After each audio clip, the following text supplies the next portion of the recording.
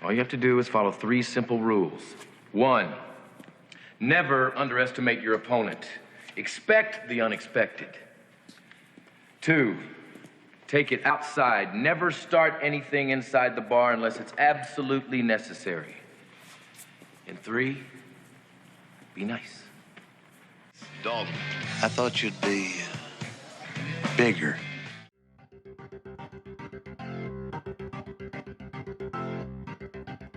Hello, hello. I'm Katie, and welcome to Retromade, your pop culture rewind. Ready for another trip down memory lane? I seriously cannot wait to cover this amazing Patrick Swayze performance that has attained true cult status. We'll be traveling back to May of 1989 to discuss the epic action thrill ride that is Roadhouse and all of the other goings-on of the time. And I am so excited to have Jamie Fenderson and Milo Dennison from the 80s and 90s Uncensored podcast here with me today. Thanks, guys, for joining me. Greetings. Thanks for having Please us. Tell us about you and your show. Well, it's basically the 80s and 90s. So if it happened during those 2 glorious decades, it is up for discussion. We'll do things like retrospectives where we talk about historic events. We might do verses where we see who would win in a cage match between Prince or Michael Jackson. Various in-depth discussions about the 80s and 90s. That's pretty much it. We record once a week, episodes every Monday. I love your show. Thank you. You guys, if you like Retromade, please check out Jamie and Milo's show. It's really fun.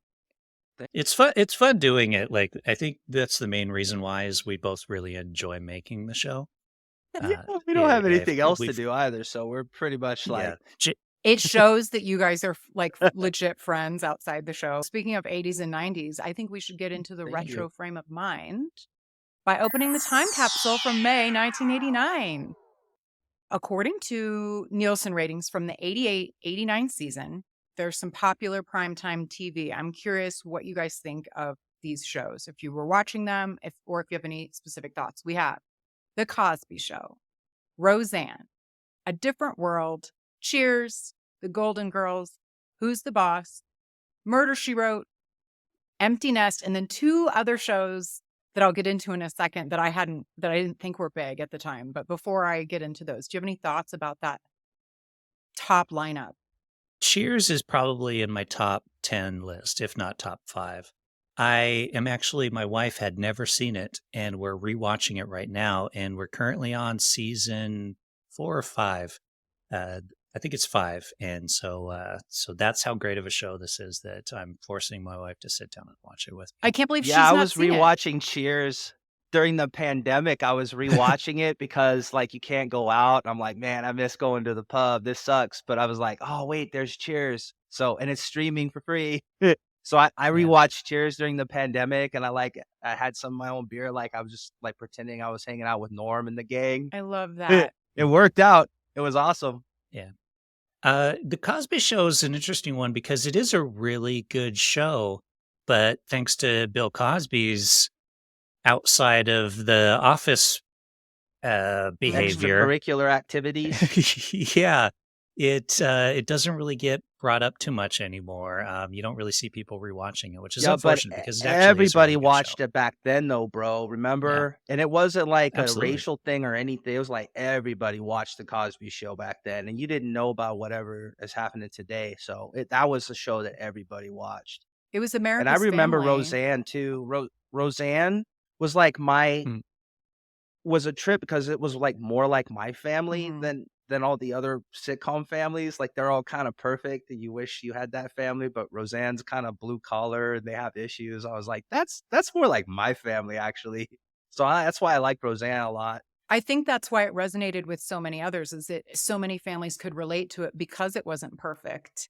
And their house isn't always this like perfect show home. And, it's like the anti-Huxtables. Every season that it was on, it listed it. It's like in the top 10 shows for Nielsen ratings. But it is too bad that obviously people don't feel comfortable or have it just doesn't hit the same now, which is unfortunate. So Anything But Love was a show that was in the top Nielsen ratings for this season. Had you guys ever heard of it? I had not.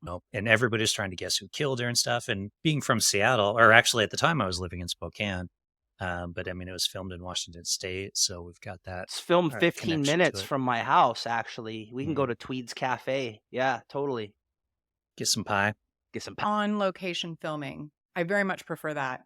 You can feel Oh, it. definitely. Yeah. Yeah. I like it. Yeah, the thing with Twin Peaks though is like it started off so great. That first season was so brilliant, and then it just got so weird, and you're like, you can't follow it. It was quite unfortunate. I feel like I've seen a few episodes, but I never really got into it. Oh yeah, I have.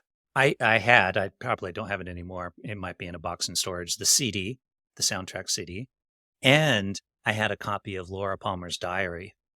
So they actually you were published. legit. I was legit Twin Peaks fan. Absolutely. Did you watch the new one? I did. Again, I didn't like it. It just went downhill, and I just didn't much care for it at all. But I did watch it. I had to watch it.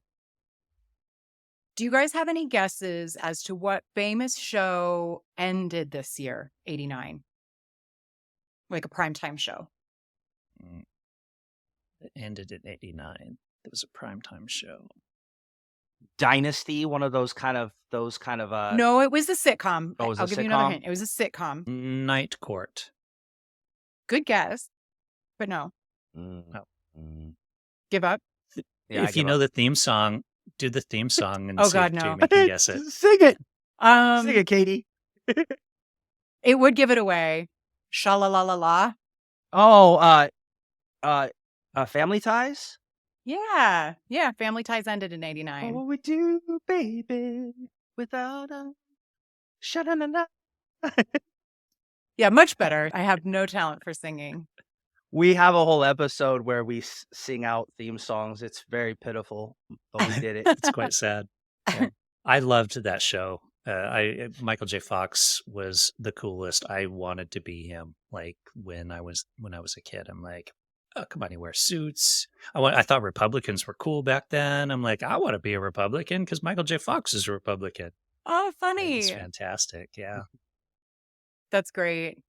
That lasted a long time because I think it started like in the pretty early 80s. I think we're probably all about the same age. So like Saturday mornings, what were you guys watching? And what cereal were you eating? What were your faves on Saturday mornings? 1989. I was eating cereal for sure. We have a whole episode about cereal too. Mm-hmm. But we like, Great. I know we both like, because we did an episode about cereal and we both like Captain Crunch with Crunch Berries. Crunch Berries was the good Crunch one. The Berries regular was Captain good. Crunch, but the Crunch Agreed. Berry Crunch one. Berries are and where they it's were at. so good, even though they kind of shredded your mouth up, you still ate them. You're like, this is too was good. I worth know it. it's gonna hurt later, but we're gonna eat them. But we also Golden Grams. Golden Grams were Golden good. Grams, yes. Yeah. But we also get the bag cereal because we were poor, so we're like, oh, here's my plucky charms. They're not real Lucky Charms, kind of bag cereal. Remember The bag Cocoa cereal? Puffs. Yeah, I totally do. Like Yeah. there was the Cocoa Puff version, the Fruity Pebble Mhm. version. Now they're called Dino Bites, Okay. Fruity Dino Bites, and Choco Dino Bites. I actually ate a bowl of Trix like 2 days ago. Like I have Trix in the Trix house is right now. legit. Was it good? Mhm. It was good. Yeah, I'm like a Did it- child still. I still eat kid cereal. And it turned your milk pink? My almond milk, yes. Mhm. And cartoons, was this like Thundercats? Was this the Yeah, kind of definitely was Thundercats? We were Thundercats. we were boys, so we were watching like those Thundercats and Ninja Turtles and all those kind of Yeah. action stuff. He-Man and If and, He-Man was still around, I know He-Man by Transformers. 89, maybe He-Man went the way of, like, maybe he was canceled by then, but Transformers probably still around, I'll bet. Transformers, Yeah, G.I. those are all Joe, kind of all those action, and back in the 80s, they're like, by the way, we have toys, go buy toys. Everything had a toy tie-in, right? The whole purpose of the commercial, the whole purpose of Well, the that's cartoon what it was. to You're not serve wrong. it was a to serve as 30-minute commercial to sell toys. was. It was. Yes. And it worked. It was totally brilliant. worked. Mhm. Brilliant.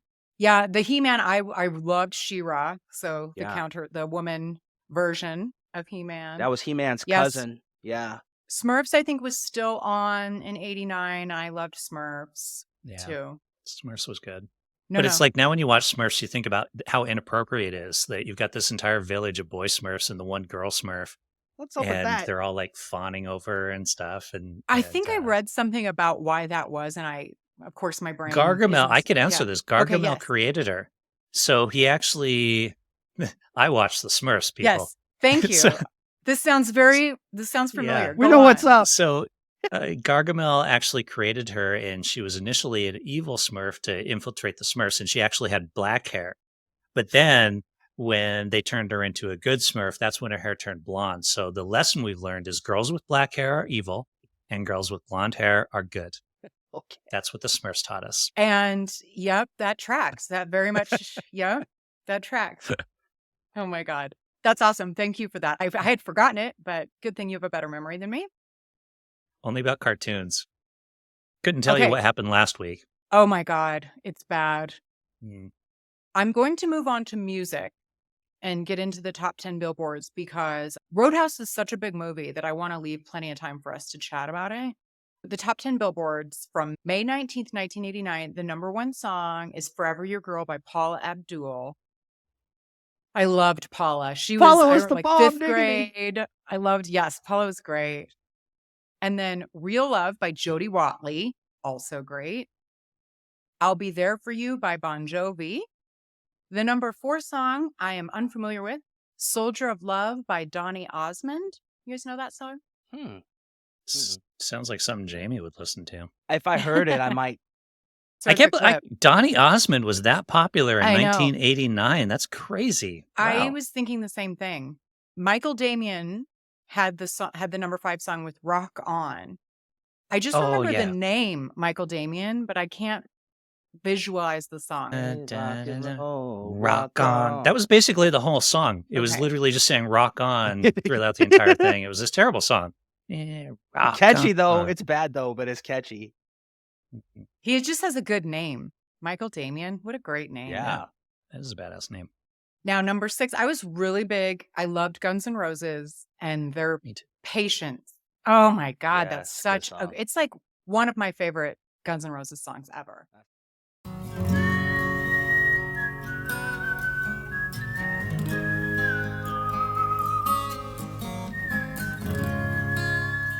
Good song. So I- good. I had the cassette. I had the CD later, but yeah. And then Beaches must have been huge because The Wind Beneath My Wings by Bette Midler was number 7. Talk about a song that's been played to death. Dude. Yeah, it really has. So when you're in school when this song came out, I don't know about the rest of the world, but my school, the teachers were playing it all the time. And they played it in like before the assemblies, and you come into class and they'd be playing it. It's like, why are you playing this song all the time? What's the matter with you? I don't know what it I was don't- about my school, but they were just playing the damn song all the time, man. That's I why don't I think our got teachers could. PSDTTD about that song for reals. You're like, play some Def Leppard, teacher. I don't know why they were Come on. playing it all the time in my school. It was terrible. It was torture. I mean, it is a really good song, but it is one of those that gets old real fast. The number 8 song was After All by Cher and Peter Cetera. I think that was also for a movie that I can't think of. And then Bobby Brown's Every Little Step is number 9.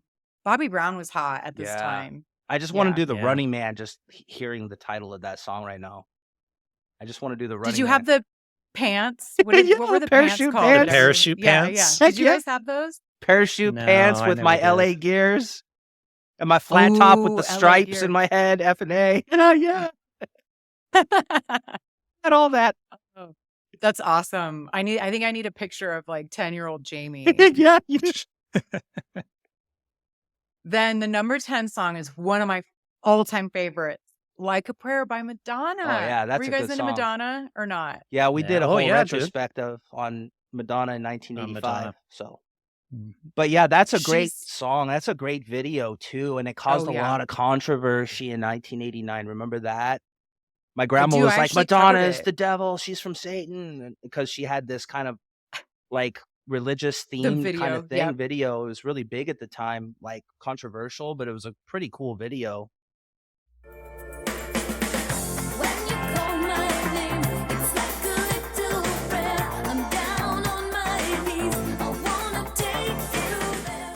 great. I did a kind of a combo episode of in 1981 when MTV was born, The Fox and the Hound, with our everyman Kurt Russell voicing Copper. So I did an episode on that on MTV, and that was one of the things that we talked about when we were covering MTV, because this is one of the top videos of all time. And yeah, big controversy.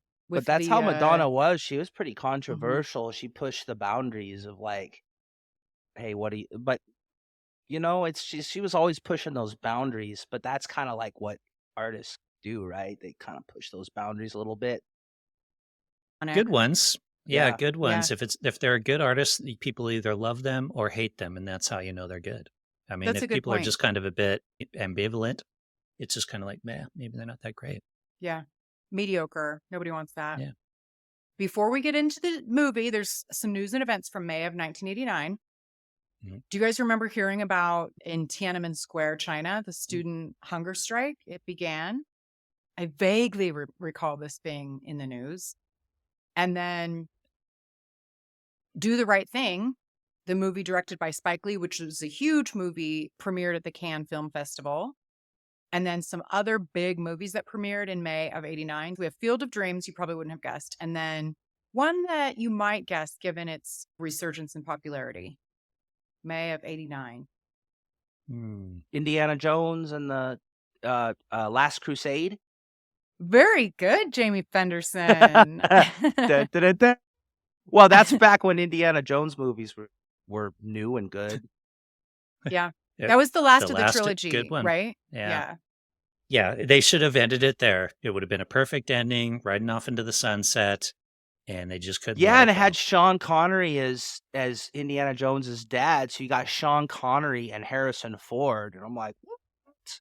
Together? Yeah. Yeah. Classic Indiana Jones.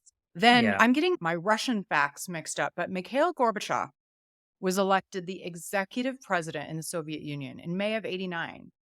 I think I'm confused by that because he was in power before then. Is there a difference between the executive president and like their prime minister or something? Do you guys know? I should have been more prepared for this. They do have a prime minister, or they did have a prime minister and a president.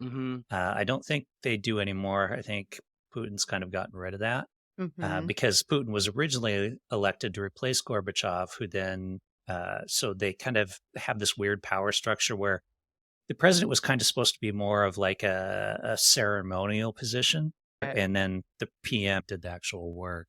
Yeah, and there was a difference too between, so each of the Soviet republics kind of had a president, but then you had the overall executive president of the Soviet Union. So that's probably what it is, he was the president of the entire Soviet Union. What we would know later wouldn't last very long, because after its dissolution in 91, he became president of Russia, but they had a kind of an overall president of the Soviet Union. So I think that's probably what it is. That's maybe why I'm confused, because we also poke fun. I do a Rocky show, and we poke fun in Rocky IV, the person who's supposed to be Gorbachev, and how Rocky ended the Cold War. Cold War. Yeah. Thanks to Rocky, the Cold War. Everybody's ended. clapping 2 years later, like, yeah. Yep. That would And never that was in happen. 85. So that's why I think I'm like, wait, this is 89. I'm confused. Real life versus Rocky life, I think, maybe. Yeah, there's a slight difference. Yeah. And then on a downer, Gilda Radner died of ovarian cancer at the age of 42. It wasn't that long ago. Yeah, in 89. Wow. Mm-hmm. Wasn't she married to, was she married to Tom Hanks? Or am I wrong on that? I might be wrong on that. I guess I always thought he and, what's her name? Had been married forever. Yeah, maybe I'm wrong then. Maybe Rita Wilson. Maybe Rita Wilson, yeah. Maybe. They must not have been. My brain is scrambled. Feel free to ignore that, audience. No, I mean, I like speculating. It's disinformation. Yeah. I'm spreading misinformation. Exactly. Yeah. Now that rumor's going to get out and Tom Hanks is going to be like, why does everybody think I was married to Gilda Radner? It's all because of this one little segment on this little podcast called Retromade. That's how. That's how it starts. Okay, so you guys are aware that my season 1 of Retromade the theme is our ultimate everyman, Kurt Russell and Patrick Swayze. Today's film is obviously focused on Patrick Swayze, but do you guys have any particular fandom or thoughts on either of our everyman? They're both fantastic. I'm a fan of both of them. Are Like, you? Okay, good. I wish Kurt Russell was my father. I kept hoping I would run into what's her name? The daughter. She's an actress. I can't think of her Kate name. Hudson? Kate Hudson? Kate Hudson. Yeah, she's married now, though, I think, or whatever. And She I has guess been Not to after that she Coldplay meets you, guy, bro. yeah, or maybe they got divorced. yeah. Yeah, And I don't then know. see, it's perfect. So I just need to bump into her, and Kurt Russell can be my dad, and life would be wonderful. Yeah. Does your dad know So, about this oh, thinking? I don't care what he thinks. No. He can be replaced. But yeah, I mean, Kurt Russell was so badass. I mean, Snake Plissken, come on, you can't be more badass than that. And yeah, just all of the Big characters Trouble that in he Little played. China. I loved him Big in Trouble that. in Little And China, Tombstone. Oh, Mhm. Stone. and then Patrick Swayze had some cool roles. I remember the Red Dawn was kind of interesting, but then Dirty Dancing, what a strange movie. Jamie, you said something about Patrick Swayze. Are you? I might have to get in a fight a little bit because did you say Dirty Dancing was a weird I think movie? it's 'Cause it's kind. like the Yeah, best movie ever. so I agree with you. I think it's the best movie ever, but it's kind of a weird movie, right? Because it was huge, and most of the movies that were huge in the 80s were maybe action movies or whatnot. And this was a weird movie because it's about kind of people dancing and in the sick. It is kind of a weird movie, but it is an awesome movie. And I think Mhm. it's just a little different from what you'd think is a huge movie in the 80s. I don't think there's a movie like it in the 80s that became so big. Dance was big though. There was like Flashdance and Yeah, Footloose, but Dirty Dancing was epically yeah, it huge. was a And huge yeah. movie. Mhm. And I just think it's a little, maybe it's because 1989 or whenever it came out, the 80s, Jamie's like, and 87. I liked it even as a kid, but I'm like, but I knew how huge it was. I'm like, this is so weird that this movie is so big. But now that I'm older, I'm like, there's a good reason that movie was so big. Give it a rewatch. It's interesting because you guys are men, obviously. I Obviously. I mean, Come on. I had women guests to cover Dirty Dancing with me. Everyone check out the Dirty Dancing episode. It's really fun. The time that we grew up in, I think I've heard from men your age that you were like, oh, I was into like action and manly stuff. And this movie was seen as like not manly. But then if you really watch it, it's super. It's it is. manly, dude. Patrick Swayze's Yeah. lifting Jennifer up, and Yeah. it's like, and I never felt this way before. And he's like, having the Yeah. time of my life, right? It's like, yeah, it is pretty manly, actually. If you watch Dirty Dancing, He's very he's talented. he's like cool manly. He's the kind of man I'd want to be now. Like, I can dance, and totally. Give it a rewatch. Yeah, In like shape. an everyman. In Like, shape. yeah, Milo, I've heard that, like Kurt Russell, like people wanting him to be their dad. I've kind of heard that from other guys your age too. Like he just has that, again, it's that everyman quality. Like he's not a superhero. Yeah. And same with Patrick Swayze. Like he's very fit. I mean, he looks good, but it's like a normal, like he's not like a bodybuilder. Yeah. He's like a regular framed person. Yeah, I think that's what made both of them accessible. Mm-hmm. They're not like if you walk into a bar and you see Arnold and Schwarzenegger and Sylvester Stallone sitting there, you're like, whoa, damn, and you're kind of intimidated. But if you see Yeah. Kurt and Patrick there, you're like, some good looking guys right there, and maybe I'm gonna go have a beer with them because they're accessible, right? Exactly. Totally. Great point. That's a good way of putting it. I'd like to have a beer with them as well. Yeah. Well, Kurt's still around. Maybe he'll listen to this and he'll be like, totally come down to Issaquah, Washington, and we can all just meet here and have a beer at the dive bar and just talk about Patrick. That'll be awesome. Well, you guys have to come pick me up in the helicopter or his plane because he is a pilot. You guys will just have to stop here. We'll hook it up. Make a little circuit. Yeah. Perfect. Kurt, just come pick us up. We'll all hang out. You're and have us- listening. We have a know beer. you're listening. Just bring Goldie along. We'll have a great time. And Kate. Don't Mhm. forget Kate. Milo's very intent on that.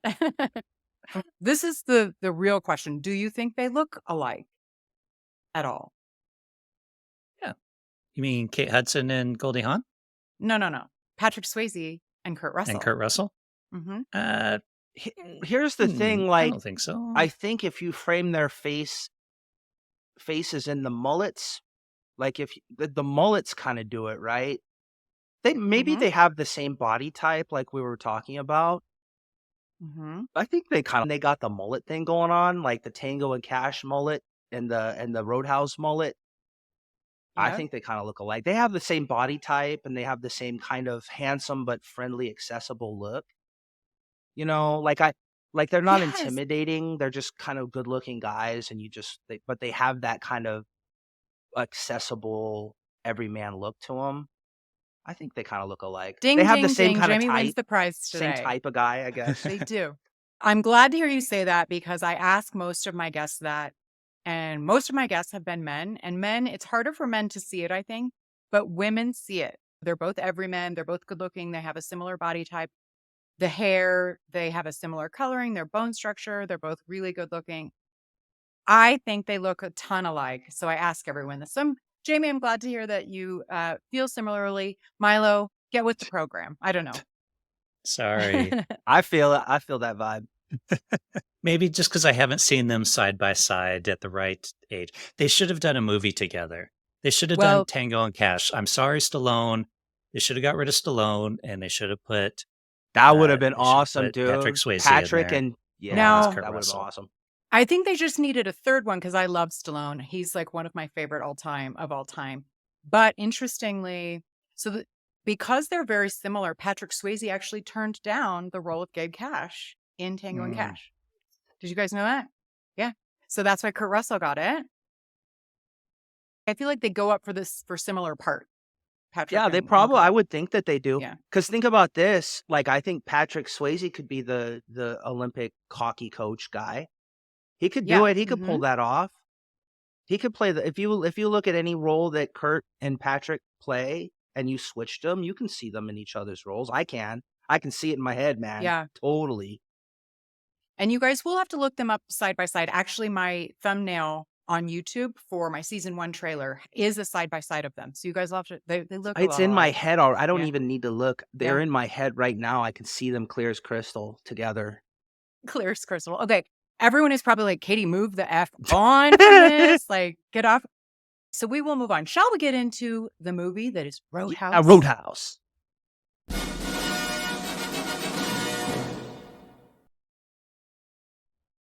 It's rated R, and it is definitely rated R. I just rewatched it yesterday, I think. So I'm assuming you guys rewatched it somewhat recently. I Yeah, rewatched okay. it yesterday as well.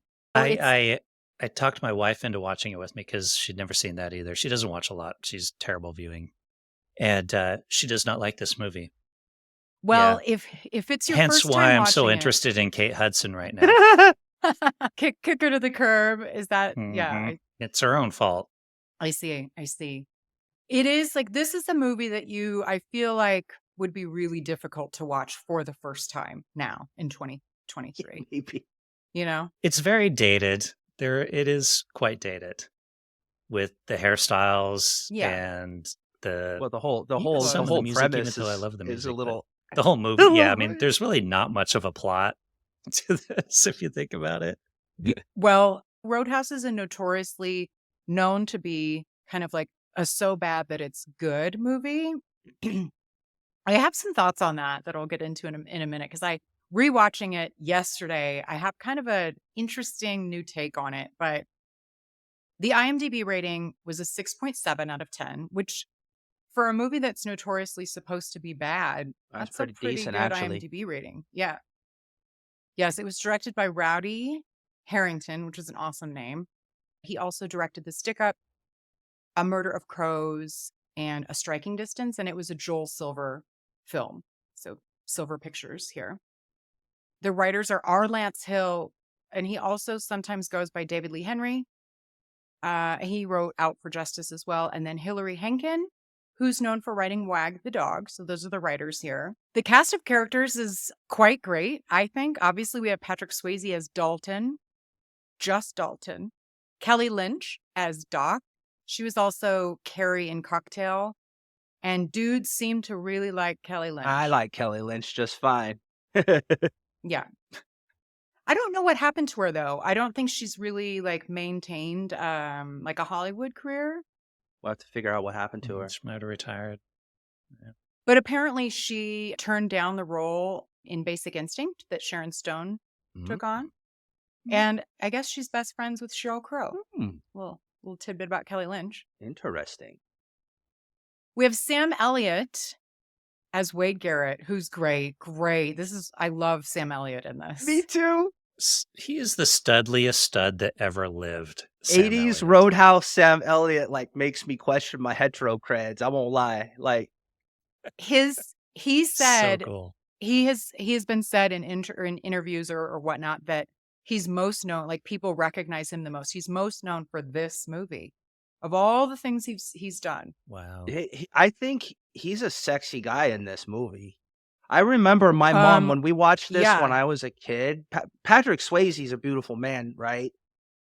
But my mom was like, Sam Elliott makes me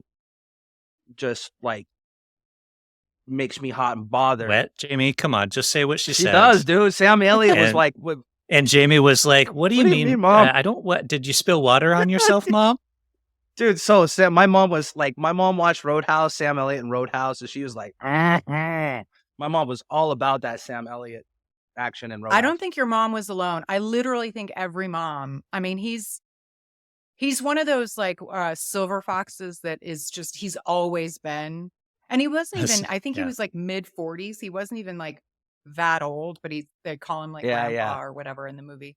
But when we're first introduced to him in the movie, it's just this shot of his glorious long curly gray locks. It's quite and nice. He's all just kind of like casual bouncer, trucker, biker looking guy. And he's totally trying to like even trying to like kind of like playfully steal Patrick's girl. He's trying to get Kelly Lynch, you know. And totally. Patrick's all, like charming to Patrick her. knows he can't do anything about it because it's totally 80s Sam Elliott. He's like, I gotta accept whatever he does. Rewatching that scene, that's actually something I took note of because I think a lot of people make fun of that scene. Sam Elliott's like legit trying to get his girl, but he's really, it's just like that's the kind of guy he is. I don't know. He plays it like sly and sexy and cool. But if anybody else were to drop their pants and show her the scar and say these like kind of like obviously she's not going to like go along with Sam Elliott because she's super into Patrick Swayze. But the way he's dancing with her and saying, "Oh, I want to keep you for myself." If it was anybody other than Sam Elliott, I think it would come across. It'd be creepy. super creepy, but 80s Sam Elliott's doing it, and also he's asserting like, "Hey, remember Dalton? I'm your mentor. Like, remember who the best really is, right? Yeah. Who's your daddy? Yes. Just letting you know, I could steal your girl if I wanted to. I'm just showing you that." And Dalton's like, "Yeah, I know, It's bro. like, I'm Sam Elliott. I don't need to whip it out and piss all over the place to claim anything here. Good point. We know it's true." You know, he also said he almost didn't take this role because he thought it was far too similar to his character in Mask, which it is. Yeah, kind of the biker dude. Yeah, Mhm. totally. Yeah. Glad he took it. Absolutely. And then Ben Gazzara plays Brad Wesley, our bad guy in this. You all probably know who he is, even though I can't really like name other characters, but he's had a really long career as a character actor. And apparently he played Al Capone in the 1975 version of Capone. He was also in Anatomy of a Murder and The Big Lebowski. I can't picture who he was in that, but then we have Marshall R. Teague as Jimmy. He's kind of the main like attack dog for Ben Gazzara. He's like the foil for Dalton, right? Like he's similar in skill. He knows martial arts and all that, right? Yeah, totally. And he was a professional martial artist and had been doing martial arts since he was a kid, apparently in real life. And then we have Julie Michaels as Denise. Everyone can remember. She's the blonde bimbo type. But you feel sorry for her though too, because she's kind of played abused, a blonde right? bimbo? Like you think, oh, what a bimbo or whatever, but she's also abused, so you feel sorry for her because she's like getting beat up and stuff. She comes on to Dalton and gets beat up for it because she's supposed to be Wesley's girl. But then it doesn't stop her from like she cannot get enough of Dalton. She wants him bad, and it is killing her that he doesn't want her back. It hasn't come out yet, but I just recently recorded the Point Break episode, also with Patrick Swayze. Do you guys remember the scene where they raid the meth head house? The FBI raids the house. You know how Keanu Reeves, it's the wrong people. There's a scene where there's a naked chick that kind of tries to fight Keanu Reeves. It's her. Oh. That's her. That's Wow. Julie Oh, Michaels wow. in that movie. So Yeah, she typically just covered- plays kind of the bimbo-esque, like I'm gonna fight you, Yep. but I love you kind of role. Yeah, she's not afraid to show her naked self. She got I nothing think. to be So that ashamed has of, kinda- as far as yeah. I'm concerned. She doesn't. No, she doesn't. But she did go on to be a stunt woman and a stunt Oh, wow. coordinator. Also. Wow, So, cool. yeah. Then we have Red West as Red Webster. And I think I read something about this guy. He's been in several movies and his name is always Red. And he actually used to be, or there was like a Memphis Mafia. You guys heard of this?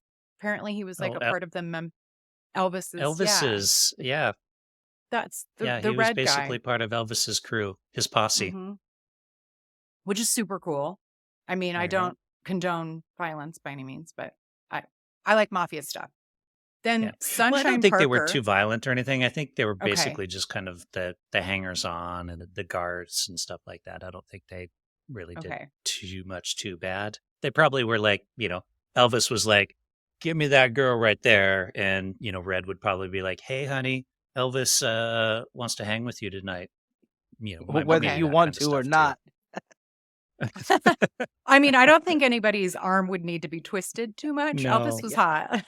hmm Emmett was played by Sunshine Parker, which the name surprises me only that Sunshine seems like kind of a hippie name that someone our age would have now, but back in the day, he was an old man in this movie and his name was Sunshine. Yeah, it sounds like something like our age, like our hippie parents might have named us, but he wasn't. Yeah. Like The yeah, right age. Interesting.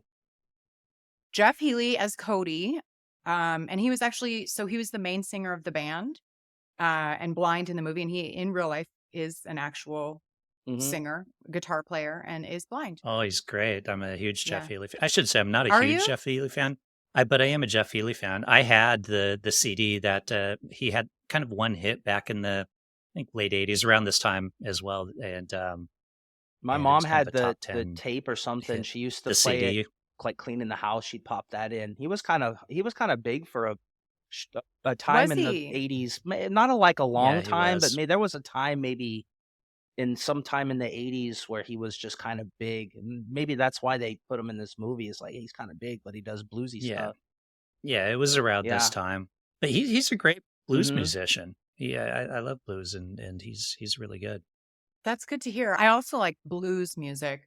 So he plays Cody in the movie, who is the singer and guitarist for like the house band that the Double Deuce Yeah, has. and a they got to house have band. the cage because it's all rowdy and they're throwing Yeah. bottles and Yes. stuff. Yeah.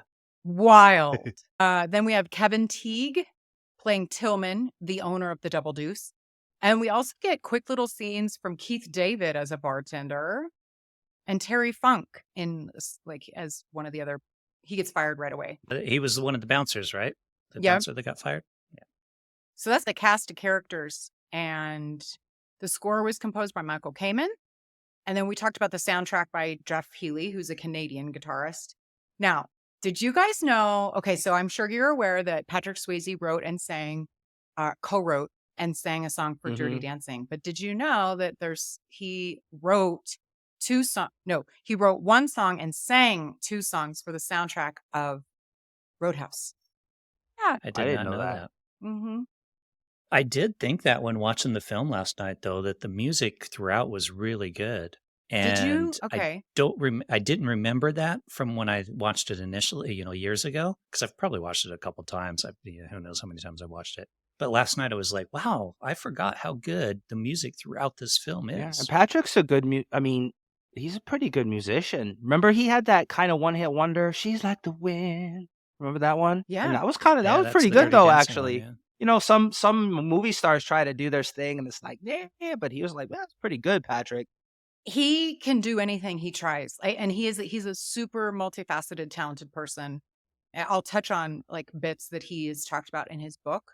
It's The Time of My Life. It's right here. If you guys haven't read it, I would highly recommend it. It's really good. But And he can write, he can sing, he could dance, he could do martial arts. He's studly and he writes. He's badass. And that's only like 5 of the 20 things that he's super talented, and he left us far too soon. I love Patrick Swayze. Yes. But unfortunately, this movie got 5 Razzie nominations. It didn't win them, but it got 5 Razzies. Now, I don't think the Razzies are very fair. It was nominated for Worst Picture, Worst Actor for Patrick Swayze. Like, what? I saw this for the first time when you sent us your sheet about the movie, and this is the first time I saw that it was nominated for 5 Razzies. And then all I could think of is there's no justice in the world in 1989 because that's some bull. And that's some bull. Agreed. Worst supporting actor for Ben Gazzara. I thought Ben Gazzara played a really good bad guy. Like, I thought he was worst director and worst screenplay. Yeah. And I will I hard disagree on all of those fronts.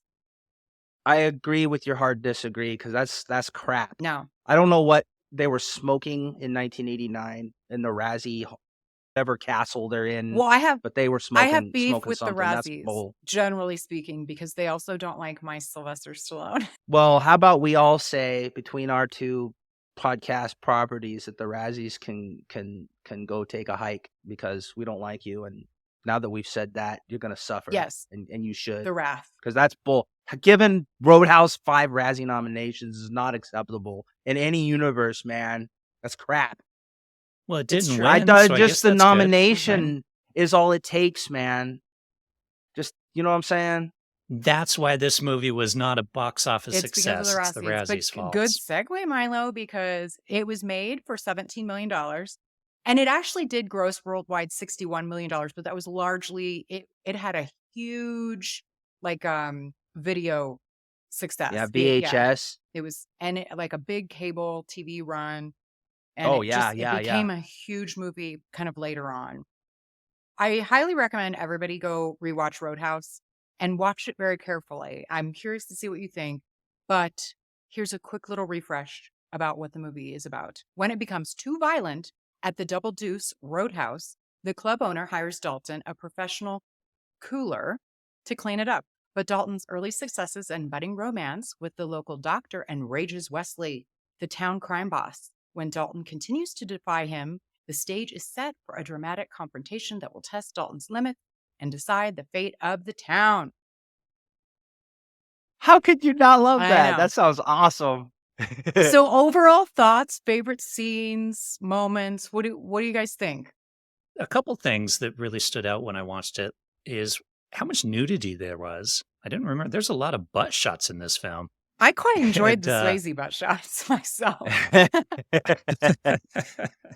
I think it's a lot of fun, honestly. I mean, you just need to accept it for what it is, which is just guy comes in, he's the bouncer at this place, tries to clean it up. You have a few fights, you have some good music, you've got the love interest, you got the bad guy. Like it's very basic, but that's what makes it a fun film, I think. Yeah, I watched this for the first time with my son. He watched it for the first time. So it's kind of like redneck bar mitzvah, right? You got to become a real man now, and you got to watch Roadhouse. Otherwise, you're never going to be a man unless you watch this movie. But the trippy thing is in the first 20 minutes, there are a lot of lessons to learn for a young man. That's a good point. And I'm not even joking. Yeah. Because really, he's a business change management professional, right? That specializes in bar and restaurant rescue, if you think about it. So, like, there's a few lessons that I was like pausing. I'm like, hey, there's some teachable moments here. You learn something from Dalton. First, if you remember when Tillman comes over and he's like, I want to hire you. And Dalton's like, $5,000 up front, $500 a night, you pay medical expenses. And the dude's like, done. And I was like, pause. I'm like, when you're really good at something, you work really hard, you get a good reputation, you name your price. You don't haggle over salary and all that crap, right? Mm-hmm. He's like, whoa. We do need to. And your son was like, can we just please watch the movie, no, Dad? Like, it's a good point, but we do need to circle back a little bit on that deal. It's an outrageous deal in my, like, who can afford that? What dumpy little bar in Podunk was a made-up town? Jasper, Missouri, but like It's somewhere in Missouri. in 1989. 1989. Yeah, good point. Yeah, which would have been twice as much in today's Yeah. dollars, like $1,200 in today's money. Yep. It's a lot of money. Yeah. But then the first night he goes there and he's just standing there just watching things. And my son's like, well, shouldn't he be doing something? He's making a lot of money. And I was like, pause, next lesson. You observe first. You don't just come in like some of these dorks that Milo and I have worked with. Like, I'm going to come in and just make things better right away without even knowing what the problem is. You look, he's observing. He's taking inventory. He's taking mental notes about all the problems that are happening, not just interfering the first day, right? That's another lesson. Is. Yeah. And then after that, he just goes and just starts firing people, which for a 21st century kid, you're like, well, he has to go on PIP, doesn't he? Like HR needs to be involved. I'm like, Dalton is HR. He is HR. He made himself HR. He's canning all these people because they're bad employees. They're doing illegal things. And I wish more companies would be like that. Just all these shitbirds in the company, just fire them. And because it brings everybody else down. You know what I'm saying? And he has the 3 mantra: never underestimate your opponent, expect it and expect it, take it outside and be nice. Why does he say be nice? He's not really saying be nice. He's really saying be professional. It's just a job. Someone calls your mom bad names, you take it outside, you be nice until it's not, there's a lot to learn from this in the first 20 minutes. Really good points. I think you're right. And I do have a different appreciation for this movie watching it. You're right. He's just very calm, cool, collected. He's, and all these other guys, like the typical alpha male lets their temper get in the way. And Dalton's like, that's not how things are done. That's not how you win. Also, he says something about nobody wins a fight. There is no winner in a fight. Like basically the fighting is dumb, like it shouldn't come to that. But yeah, the rules are legit good rules for. Yeah, totally. Yeah. And even like the thing where he has this nice car, but he puts it in the barn, he covers it up and he buys a junker, which is a Buick Riviera. That is not a junker. That is a 1965 Buick Riviera. Buick Riviera with the headlights that open and close. They only did that year and that is a collectible. Wow. And he abused that beautiful car. That she should get rid of the stupid Mercedes. Well, keep the Buick. The Mercedes was actually kind of a cool Mercedes. But yes, good trivia tidbit on the Riviera. I didn't even know that clamshell. The headlight clamshell. I didn't even know that was a thing. But it was only that year, right? For the Riviera. Yeah. His previous junker car in New York before he moves to Jasper, Missouri, is also a Riviera, but it was like the year before or the year after. Well, it's supposed Buicks. to be a junker, I guess. But here's the point: is he knows that he's going to change things. But it wasn't a junker. Well, okay. It's a classic. It's supposed to be a junker, though. Because Dalton knows that he's going to go change things, and there are going to be a whole bunch of people that hate him for it, and they're going to go trash his car. The same in the business world, right? If you go to a big tech company, you start changing things for the better, there's going to be a big handful of people who don't like change. Yeah. There's going to be a big handful of shitbirds who don't want to start working and be better, and they're going to trash your Buick. And so he's ready for that, and he's got a whole bunch of spare tires, right? Because he knows they're going to slash his tires. He's got a whole trunk full of them. There's so much to learn from the first 20 minutes of this movie. I think everybody in business school should go watch this movie right now. Do you know, let me see if I can find it, Jamie. Following the death of Eric Garner in New York, the police department began using a scene, the 3 Rules scene from Roadhouse, legitimately as a... Like a real police? Yes, like a real police department used this as part of a mandatory 3-day retraining course for 22,000 officers. Expected to be nice under pressure. Wow, I think other police precincts need to start following that. Yeah, how about that, Razzie people? Yeah. How about that, Razzie no, it's people? True. It's like it's really good advice, and we learn Dalton's character. So he's not just like a pretty face with muscles. He has a philosophy degree from NYU. So he brings that, and then he does Tai Chi. He's a very well-rounded human, this Dalton. Yeah. Yeah, he's not just some. And he spends a very large portion of the film with his shirt off. Yes. And I am very thankful for that. I mean, but really, like, if you guys, I'm not saying that you don't look like that without your shirt, but like, if you looked like that, wouldn't you want to be shirtless for most of the film? Totally. Oh, I do look totally. like that, actually. Absolutely. It's just covered up in a layer of lard. It's the screen. It's the way the camera, adds If I 50, stop 60 eating pounds. McDonald's, I'll look like that. Well, maybe not, but Well, so I think Patrick really did want to do something vastly different from Dirty Dancing. Obviously, this was like a year or two afterwards, and it is a very different movie. But I would argue for the female audience, it's like legit the same. It's like a tough guy with a sensitive side yeah. that is, we just get to look at the whole movie. Yeah, but he's also got that kind of gentleman warrior thing going on with the Yeah. I can kick ass, but I don't jump to that right away, and I have a philosophy degree and I do Tai Chi, but then I'll like totally kick your ass if you cross the line kind of thing. Totally. It is a good point that you make, Katie, though, because most of these old 80s action flicks, they're really male centric, right? So you'll see the boobs of the girl and the guy gets the girl and he kicks butt. But this actually gives you something to enjoy about the male character as well. Like, we also see his butt. So it's fair. He's intelligent instead of just some meathead. Yeah. And so they actually do give him a bit more that makes the movie a bit more appealing to both genders as an audience. That is a good point. Yeah. I did have a question though, because I really wish there was a prequel. Sorry, I'm like off on like 4 different tangents in my brain. Bear with me. So apparently, this movie is actually almost 2 hours long, but I didn't mind it. I was fully entertained the entire time. But apparently the original cut was well over 3 hours. So there was a ton of cut scenes that we can talk about later, like a lot of Sam Elliott's scene, a lot of that Carrie Ann gal's scenes were cut.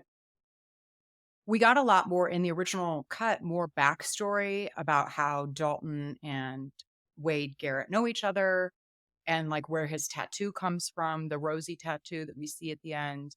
And it got me thinking, I really want that prequel. I really would have loved to get that as a prequel movie. But, obviously we didn't get it. But Well, we could still Or get an an extended extended cut would be version, like an cool. extended cut.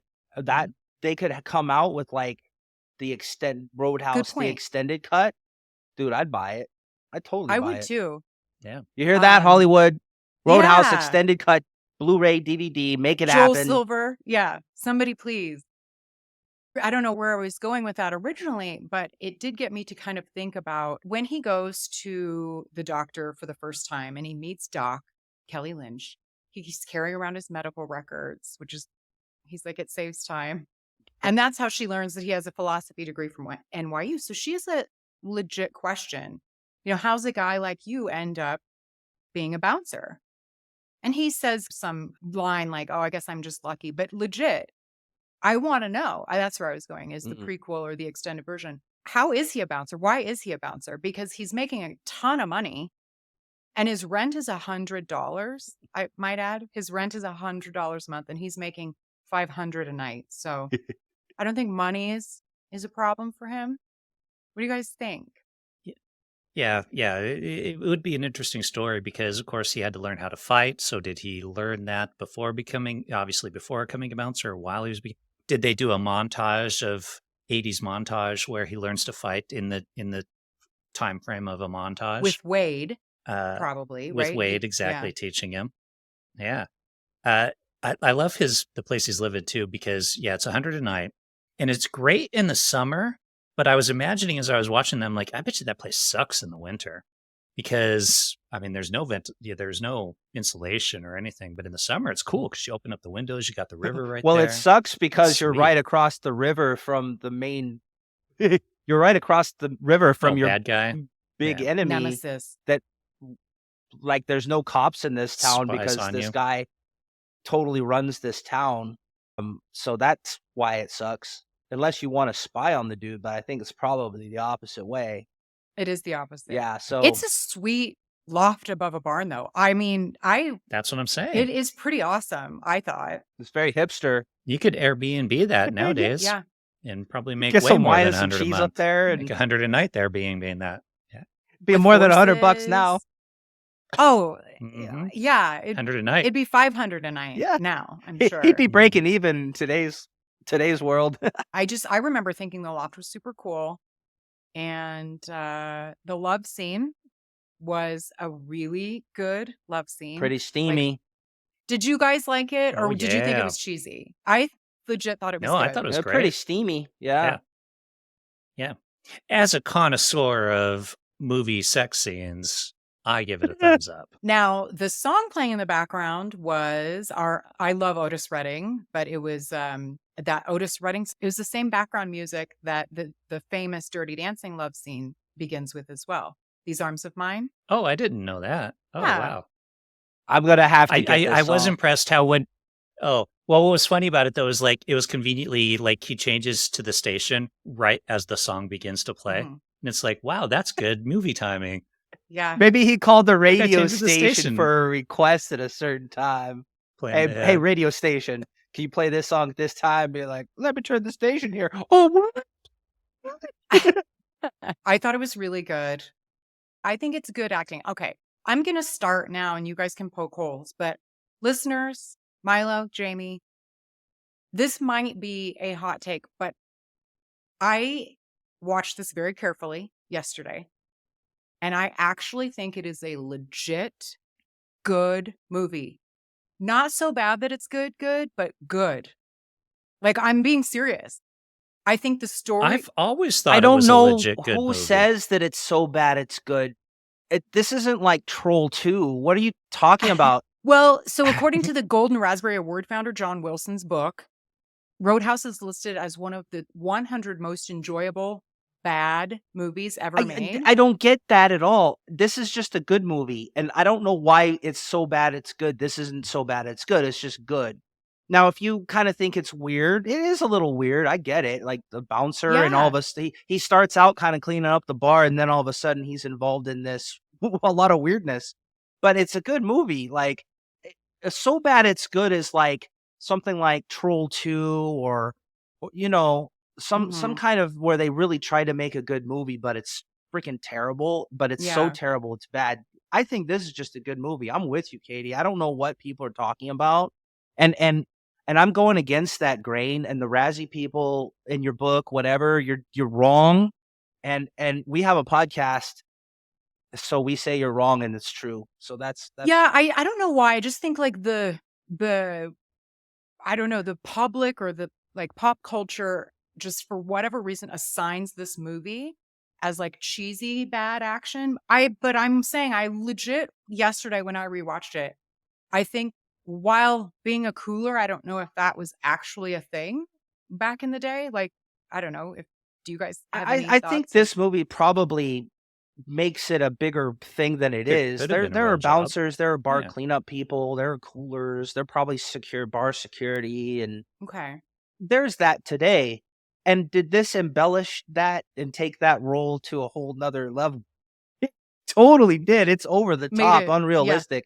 This movie is not meant to be like, oh, that cooler, the bouncer life isn't that way, or hey, I became a bouncer because I watched this movie. It's totally not Yeah. that way. I was expecting to like fight mafia boss, small town mafia bosses. What's up? And now I'm just like messing with drunk people every night. That's not what it is. This totally like takes it to a new level. But it's fine. It's fun. It's not Yeah. bad. It's not It bad. isn't bad. So despite that, like I actually think the story is pretty good. And the way that it like well written, like the way that things unfold, there's like little breadcrumbs kind of throughout. It's got really good characters. Yeah, good actors. Solid acting. Again, I didn't say anything wrong with anybody's. I wasn't gonna win an Oscar, but it was solid acting. Super memorable lines and the practical effects. There was a lot of attention to detail.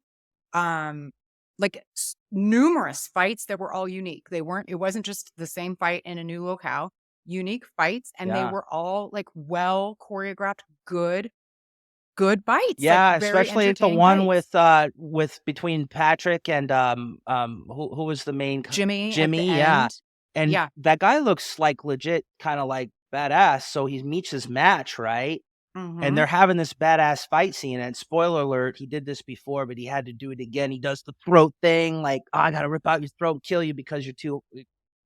But I always thought it was He's got a funny because the reputation. doc comes and he's Patrick's like, oh shit, I did it again. And Doc comes and she's like, oh dude, you're a murderer. I can't believe you did that. And all I'm thinking at the time is, dude, this guy just tried to kill you. He burned down your barn and your house, and he's trying to kill you, and he's fighting with you. He's trying to kill you. And finally you take him out. Like, I don't see a problem with this. I kind of agree. Now, granted, he probably didn't need to rip his throat out, but I agree. It was kind of a self-defense thing, but there's romance in this movie, lots of pretty people, Yeah. or enough pretty people for everybody. And I don't know, it was very exciting. It kept my interest. What more do people want? So there's my arguments for why Yeah. this is a legit good movie. Mm-hmm. 100%. I commented on the fight sequences when we were watching it as well, because modern movies with the fight sequences, there's shaky camera, super close shots, quick cuts constantly. You can't see anything. And this has like there's longer shots Mm-hmm. and you can actually see. And I think they both got injured in that fight scene that we were just talking about pretty good, because they were like that serious about it, and in regards to the believability. And way better fight scenes than you'll see in most any modern film. Totally. On that last fight sequence, and the guy who plays Jimmy, Marshall R. Teague. So I read about this in Patrick's book, but I think it's also pretty well known that Marshall, so he's like a legit bad guy, and Patrick Swayze says as much, that like he was in Vietnam, he was a Navy SEAL, like he's like a real bad guy. So Patrick Swayze was like, I understand. So Marshall Teague is thinking Patrick Swayze is just this pretty guy. He had no respect for Patrick, but he quickly learned that Patrick was the real deal as well when they started doing their fight sequences. And see, he said, oh, and then they became really good friends because they gained respect for each other. And that last fight sequence took 5 days. And the part where Jimmy gets a tree log and hits him with it, that actually broke several of Patrick Swayze's ribs and injured his knee, because it was a real tree branch. But Teague thought it was a prop log. Oh, damn. Yeah, and that they were in the middle, like it like knocked the wind out of Patrick too, but they were still filming. And so Patrick like kept in character with broken ribs and everything to continue to complete the scene. And that shot where he's shown to be just so exhausted right before he kills him with the throat rip out, that's real. He's like legit like hurt and exhausted. He looks in it too. that moment. That's dedication to the craft, man. Yeah. Yeah. Yeah. And he does have and I talked about this in the Dirty Dancing episode as well, but he really got injured a lot, because it's like he's doing his own stunts. He has a knee injury from way back in the day that he kept having to get drained during a lot of his movies. I think he's known to keep having to get his knee drained, but he kept having to have procedures on this movie as well with his knee. So, yeah. It's dedication. It is. Well, and it was worth it because this is a good movie. I don't care what anybody says. I agree. And I was also reading that I guess he's well known. I don't really know a lot about martial arts, but there's a guy who's pretty famous in this world. He's a kickboxing champion, Benny Urquidez. I'm probably pronouncing it wrong. I don't know if you guys have heard of him, but I guess he's famous in that world. That he trained Patrick Swayze for this role. And Patrick was saying that because it's very like quick, sharp movements, and Patrick was having a hard time initially like picking that up. And this Urquidez was like, "Oh, you're a dancer. I get it." He went to get like a boombox and like started like finding music that he could choreograph the moves to. Patrick just needed like a rhythm behind it to learn it, I guess. So that's how he learned it. And then this Urquidez said that Patrick Swayze got to be so good that he could have gone on to be a competitive kickboxer. That's some which Mr. doesn't surprise me. Miyagi level stuff right Yeah. there. That's Mr. Yeah. Miyagi style right. He's so cool. I love Patrick Swayze. The only thing I remember from it when you're a kid in 1989, this is like the coolest movie it's got. I mean, Dalton's kind of someone you can look up to, and he's badass and he can fight, Mm-hmm. and there's nudity. Not a lot, not over the top, but there's some nudity. And it's kind of interesting, like this was filmed in California, but it's supposed to take place in kind of this Missouri, Texas, like, and even the doctor, like, she's a doctor, but she's still kind of like, yeah, let's go to the Roadhouse, drink some beer. Like, everybody's that way, right? So when you're a kid, you're like, oh, I want to go to this kind of place. Like, I'm from Portland, Oregon, but I want to go to this place where they have roadhouses and everybody's like all about the blues and drinking beer and stuff. This is cool. I Even the don't doctor's know. there. She's like, I'm a Really? doctor. but I totally. thought, I guess I was sort of like, who's going to this? I mean, maybe once it's cleaned up, but the before shot, the just sheer damage and destruction of one night at this bar is just, I'm like, it was like a hurricane came through there. They'd have to rebuild every night. Yeah, there's dive bars, but this is like, I like a good dive. Don't get me wrong, but come on Dangerous. now. I wouldn't want to be going there. And that's kind of what Dalton says. He's like, people, I can't remember how he says it, but essentially that's his point, is that nobody wants to come. People aren't going to go to a slaughterhouse, Yeah. right? Yeah. People want to have a good time aren't going to come to a slaughterhouse. So it's time to take out the trash, you know? Indeed. Yeah. Indeed. I love this movie. The final scene, I also very much liked the heads or tails aspect of Wesley is just this evil monster. I mean, he really is, I mean, for a number of reasons, but basically giving Dalton the choice between saving his best friend and his girl. And I just thought the scene, that Yeah. was a really cool way of showing it, that it was like a little bit layered. What did you guys think of the heads or tails bit? You kind of knew though that he probably wasn't going to kill the girl. So Yeah, because they I were don't know. apparently married. Yeah. Was that what we were supposed to get? Yeah, that was the backstory Previous- that she was with him before. So you could kind of figure that wasn't going to happen. He was kind of getting tired of the whole thing. Dalton, he was just going on. Wade is convincing him, like, hey, dude, you're not like the town savior, Mhm. right? It's not like you're MacGyver or something. You need to bolt out. And so just come with me and let's get out of here, dude. But, Dalton's pride, he's got pride, right? But then he finally figures out, yeah, I should probably get out of here. But by that time, it's too late because the bad guy's really bad, dude. He's obviously, and there's no police, like, not even the FBI is coming to this town. Like, it's a fiefdom for this dude, right? Yeah. If Wesley yeah. had only known that Patrick Swayze was getting ready to leave town, if he would have just waited a day, Patrick and Sam Elliott would have left and be fine. Yeah, but then you gave him a impetus for Mhm. revenge. You did. Mhm. You did. However, Sam Elliott was trying to convince. There was a certain point in which because Patrick was sort of like, oh, I'll blow out of town. And, when my job is done, nothing keeps him there. Spoiler alert, he stays later. But he sort of took it on as that he now has to be the savior of this town at a certain point because Sam Elliott tries to talk him out of it. When we get that great training sequence where Patrick's in those like sweatpants and no shirt, it's a really good sequence. That is. But then the heads or tails comes back later. I guess kind of I liked the through line of it. And even the detail, did you guys catch that the quarter was on the knife? Tails side up? Oh yeah. Oh, Yeah. in the Yeah, car. it totally. Yeah. Yeah. Or I no, guess I sorry. kind of appreciated that. It was We right. see it when he pulls it out of the When he pedal of the exactly. Mercedes. Okay. Right. Mhm. Little things, like you said, they pay attention to detail in this movie, and they give you little clues to what's going to happen and all this. It's actually pretty brilliant. It is.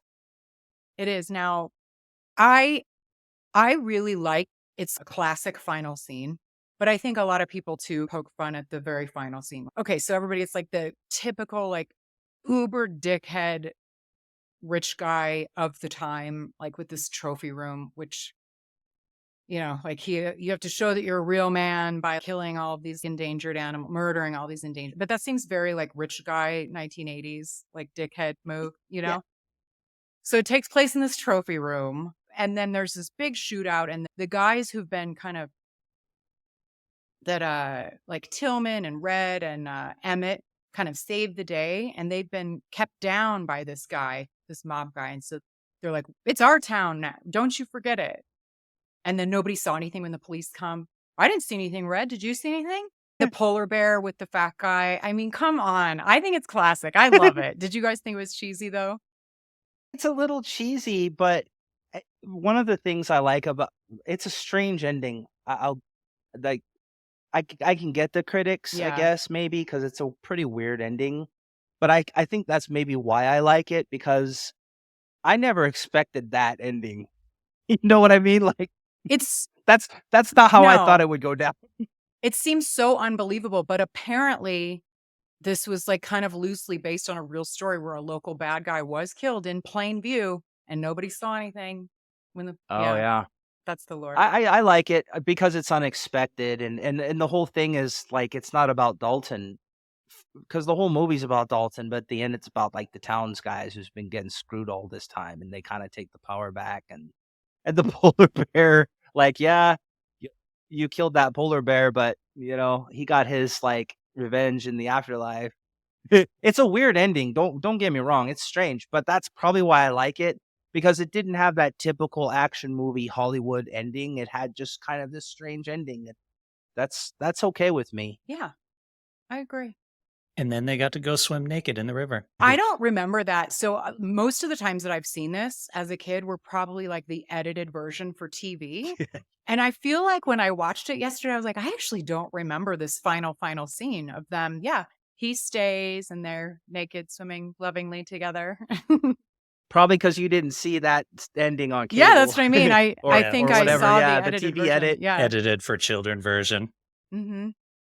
We'll show you the violence, wasn't. but we won't show you the nudity. Oh, the throat the American way. rip out thing, that's fine, Yeah.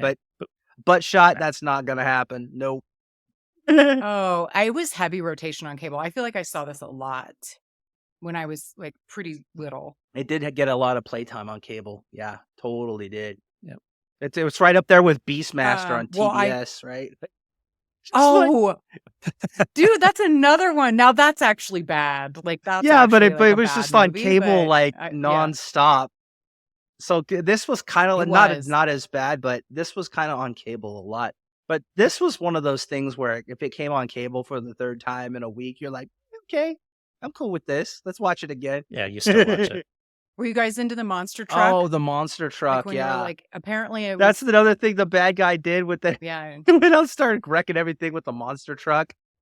Monster trucks were huge back then. Yeah, though. apparently they were. Yeah. And it had a name, which I don't know. I was just in my research. The monster truck used was called the Bigfoot. It was like the seventh one. So Like, that's what it Bigfoot was called. the monster Yeah, truck. Like it was almost synonymous. Like Bigfoot and monster truck.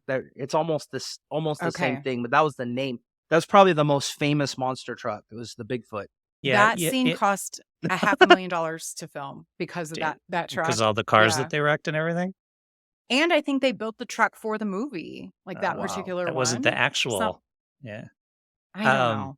Yeah, I would equate it to wrestling. Hulk Hogan in the 80s was kind of like the big one, and in Mhm. monster trucks, Bigfoot. Yep. the Bigfoot. That's right. That's right. Bigfoot. Okay, that does make sense. They had a cartoon, a monster trucks cartoon. Of course they did. There was literally they just threw stuff Yep. at the wall in the 80s cartoon. RoboCop. Hey, it's the most I mean, violent seriously. action movie probably of all time, but it's a cartoon now. Enjoy your cereal, kids. Yeah, we can make money on you some way, somehow, and we will. Yeah. Keep consuming, little consumers. They didn't have a Roadhouse cartoon. They didn't have Roadhouse toys because it was a legit movie, I think. We were gypped. I think if you didn't have a cartoon or if you Yeah. didn't have toys, then you could probably consider yourself a legit movie, I think. You know what I'm saying? Yeah. Now, usually there's people who were originally cast to play someone or people who had auditioned and didn't make it. There was only one that I could find about Roadhouse, and it was that Annette Bening originally was cast to Oh. play Doc instead of Kelly That Lynch. would have been interesting. Yeah, I can see that. But Yeah, I mean, and there's rumors as to why that might be. Some say that she and Patrick Swayze just didn't have a lot of chemistry, so they recast her Hmm. with Kelly Lynch. It's interesting, the whole chemistry Are thing, like in acting, because sometimes you can see it on screen. I don't know why or how, but sometimes you can see when things work and when things don't, and it's strange. When you're acting with somebody, I did a play years ago, and I had the girl that played my girlfriend. We did not have chemistry, and you could feel it, like, because we had to kiss in the thing, and it was just kind of like forced. Like, but if you have chemistry, you feel comfortable being kind of flirty, and like you're much more relaxed about it. So it is an interesting thing how that works. That's really interesting. I feel like it's something you can't explain. It's just it's there. It's not, and you can see it when Yeah. I noticed it when there's a look that Patrick the first time they kiss in the Jeep, and the way that he looks at her, I'm like, dang, he really wants her. I felt it. Yeah, Well, Well, it's Kelly Lynch. Of yeah. course he did. yeah. Come on. Hmm. I don't think I did that right. We should kiss Hold again. on, let's try Let's- another let's way. try it another again. angle. She with him too. Apparently because he was super hot at the time, like coming off of Dirty Dancing. That there was a bunch of like middle-aged women like like at this filming locations trying to like get their time with Patrick Swayze. So he had to have bodyguards to keep the lady fans Oh, at wow. bay. I know how that guess. is. Jamie's been there. Now, are you guys going to be watching the remake that's due to come out sometime this year with Jake Gyllenhaal? Remake? No. Oh, had you not heard that? They're Didn't he remaking get like Roadhouse. Didn't he get like super They- ripped for it as well? Yeah. Yeah. He's done that before. I don't know. Did you guys see Southpaw? It was Yeah, a the boxing movie. one. Yeah. I do like Jake Gyllenhaal. Ordinarily, I'd be like, do not remake Roadhouse. And they actually were going to remake it in like 2006 or something with Ronda Rousey, like a female version. I'm even a woman and I'm like, nobody wants that. Like, really. But they scrapped that, thankfully. But yeah, Conor McGregor is also going to be in the new one with Jake Gyllenhaal. Then definitely not. Yeah. Connor, hopefully Connor doesn't listen to this, but Conor McGregor is basically trailer trash that somehow managed to get like in really good shape and win all these like fights. But as a human being, he is a disgrace. And for that reason, I would not see it. Oh, I don't really know him, but I wouldn't see it because I'm just so tired of remakes and reboots and sequels and remakes of the reboots of the agree. sequels. There's a theater not far from my place. You go there and it's like the posters are like Indiana Jones, Ghostbusters, Jurassic Park. I'm like, what is this? 1995? What happened? Like, why don't you make new stuff? I don't want to see. Look, I love my movies from my era and I love them so much, but you don't have to remake them. If you're making them for me, stop, Hollywood. Because why don't you make something else? Stop rebooting, stop making sequels, stop reimagining. Come up with something new. I don't know what I know. I'm not going to see this remake. It's bad right now. We could probably have like a whole week-long series of like Hollywood right creative now. bankruptcy. And everybody, I think everybody, I'm done. I just watch old stuff nowadays. If you're gonna just have crappy reboots of old stuff, I'll just watch the old stuff. Like I'm kind of done with Hollywood now. I'm with you. So I think they know that a lot of people will watch out of curiosity and nostalgia, but the only reason that I will watch this is because of Jake Gyllenhaal, because I think he'll actually do it justice. I do respect him as an actor, but I can tell you right now, it's not going to be anywhere near the Patrick Swayze version. I like him Yeah. too. That he's fine. It's just I'm so fatigued on reboots and remakes, and I don't know if Hollywood thinks that I appreciate remaking everything from my younger years. I don't think we do. Yeah, I guess maybe I'm wrong about the nostalgia because so there are some remakes. I think it's for a new audience. They think like people who haven't seen the original Roadhouse, maybe because there are movies that I've seen growing up. I'm trying to think of an example that it was a remake, but I didn't know it was a remake. Oh, Late maybe until it's like that now, way. I'm like, Maybe that people was, are like, you know what? what I mean? Roadhouse was a remake? What? Yeah. 2023's Yeah. Roadhouse was a remake? There was a Roadhouse in 1989? Are we getting that old? Like- I didn't know that. Like kids, we are unfortunately like kids these days. I'm a big Rocky person, obviously. And so the Creed, like kids these days don't even like watching the Creed movies. They're like, what? Rocky was a thing? He had a whole... Ghostbusters I'm like, came oh out my in the God, you 80s? What? guys. Indiana Yeah. Jones was 80s So, too? What? yeah. Like, oh my God. I don't like Well, I it. don't think that they're I making think, this for us. But here's the cool thing about movies were 80s and the 90s because it was all new. Ghostbusters was new. It wasn't a reboot, it's a good way right? of putting it. Indiana Jones was new. It was all new stuff. And you didn't have a lot of the CGI. And what CGI you did have was kind of amazing. And you have all this pride. Everything was amazing. And now it's just kind of like, well, here's a remake and it's all CGI. It's not Agreed. magic anymore, you know. And back then, when you used CGI, you used it sparingly because it was expensive and it wasn't that advanced. So what CGI you did see was kind of cool, right? Now it's just like the whole movie is CGI. I I think agree. that's the thing about movies today. And even this movie, Roadhouse, it was magic in its way, right? It's just a fun movie and it's gone, man. I don't know what happened, but I miss Mhm. those times. So this movie, I remember 1989. Katie, I'll send you a picture. I have it Mhm. in my little book here. My brother and I, we were wearing Batman t-shirts. So this is the movie, maybe the last cool movie. I don't know about what other movies came out in May, but Batman had come out in June. And then Batman took over the rest of 1989. There was nothing else in the world, man, except So good. Batman. Agreed. Well, wrapping up Roadhouse, do you guys have any kind of final thoughts or about this movie or 1989? I think you just need to appreciate Agreed. it for what it is, which is just a fun action flick with, good story and good chemistry and good writing. And Sam Elliott is a sexy beast in this movie. And Sam Elliott is a sexy beast. So, like Patrick Agreed. Swayze is a good-looking guy, and you're like, that's even other guys are like, Yeah. that's a good-looking guy. I see why women love him. But if Patrick Swayze is like, hey, you want to go out back and I'll have my way with you, I'd be like, nah, I Yeah. don't think I switch. I Mhm. don't Mhm. like roll that way, Patrick. But I think you're a sexy man. But that's not how I roll. But if Sam Elliott's like, hey, I want to take you behind the Roadhouse, I might actually think about it. I won't lie. You know what I'm saying? I might be like, 80s Roadhouse Sam Elliott. Think about that. Yeah. Yeah. Yeah. And Yeah. even other guys are like, that's We got a that's some twofer good in action Roadhouse right with there. Sam Like I Elliott can and see why Patrick my mom Swayze. liked this Yeah. movie when I was, younger. I was like, yeah, I can see why my mom likes this movie. But they also have Kelly Lynch for me, so Mhm. they got something for everybody. Yeah, and the blonde Denise, Yeah. who by the way was supposedly only 17 during the filming of this. Did she lie about her age? She may have, and I think it was like the cusp. I think she turned 18 during the filming, but I think she looks like she's 30. I mean, but I know Yeah. people looked older back then than they do now, but yeah, crazy town. Wow. Well, that's fine. That's whatever.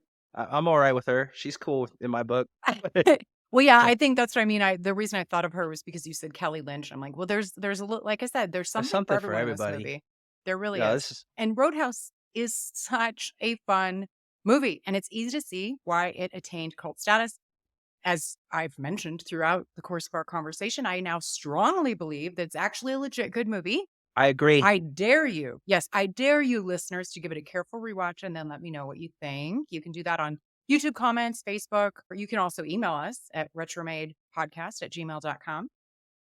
While I absolutely do not want to live in this Jasper, Missouri, it was a blast watching these characters and discussing it with you guys for a few hours. I had a blast. And until the next Retromade episode, we must now return to the present day. Oh. I know. Jamie, Milo, I cannot thank you guys enough for joining me to reminisce about this insanely action-packed cult classic. Thanks for letting us hang out with you. It was loads well, of Yeah, this fun. was fun. Yeah, I legit had a great time talking with you guys about it. Tell me and listeners what you got going on and where we can find you. Well, with us, it's all about the podcast, the 80s and 90s Uncensored. It's on all your podcast players of choice. And you can find us on the social medias at the 80s and 90s.com or just go to our website, the 80s and 90s.com. and you can get links to whatever we've got going on. We got more going on there. Cool I write articles articles and- about yeah. the 80s and 90s on that. We're just all about that That's fun. action. Yeah. Got our So videos that's the up place. there. We got everything. The 80sand90s.com is like the one stop shop for everything that we're doing. The aesthetic is very 80s and 90s too. I love it. Yeah. It's fun. It's very fun. And thank you all for listening or watching on YouTube. If you haven't already, please follow the show, share the show, like on Facebook, so we can all be nostalgic together. And until next time, be kind. Rewind.